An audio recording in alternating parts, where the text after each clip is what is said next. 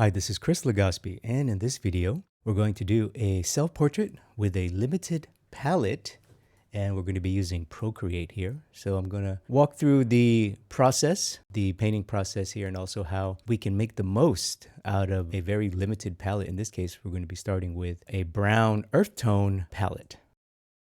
And before we begin, if you haven't already, make sure to subscribe to my free Insiders Club. Insiders Club members get first access to these weekly live streams, and you also get access to other live events, and you get discounts on courses and programs, along with access to free lessons and other free content available only to subscribers. So all you have to do is go to www.drawwithchris.com, and there you can enter your email and you'll be good to go.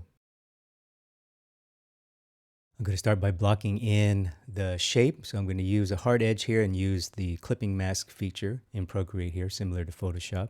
Hard edge just makes it easier to add gradations. That's what I'm doing now. So once I fill the shape with a brown, I'm going to add the gradations to give it more color, more variety, more realism. Now I'm doing the exact same thing with the shadow shape. So here the reference has a strong academic light, so the shadow shape is nice and clear. And again, the same thing, block in the shape and then add gradations for more color, more variety, and more realism. Okay, next are the halftones and also some color notes. So typically most of the color or saturation happens in the halftone range. So that's what I'm doing here. I'm adding some color notes, some cool notes to the fabric there to give it some nice contrast. Adding some warmth, some bit more reddish brown to create that feeling of blood and warmth in the face. And I'm also adding the color of the lights as well. So I'm not just changing the value, but I'm also changing the temperature. That's very important when you're working with a limited palette, especially in digital, that you have to apply the correct value and the correct temperature. So that's what I'm doing here. Now I'm going to add the darkest dark and lightest light. So this will help me to see the full value range and help me to control the halftones as I render. And here I'm blocking in the darkest darks. So the local color and the color in the shadow is quite dark, so I was able to do that. Add a bit of darker notes to the fabric, just to kind of darken the background as well, to add a bit of that chiaroscuro from the shadow feeling.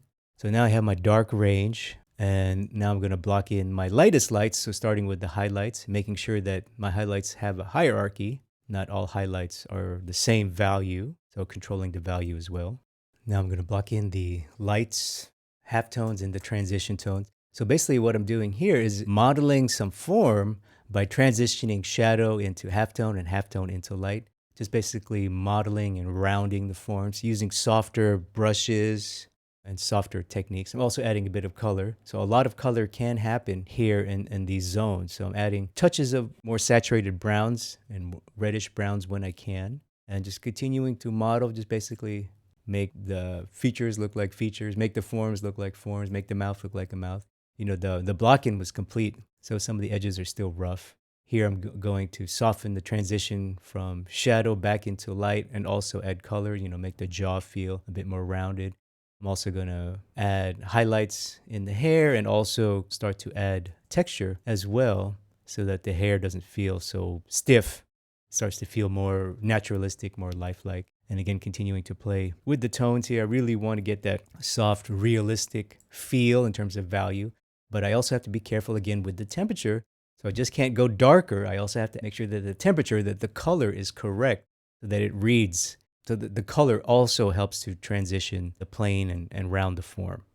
All right, so we're pretty much done here. I'm just going to add the finishing touches. So here I'm just going to continue with the fabric here. So soften the edges of the fabric, make it feel more real, more soft, more like fabric.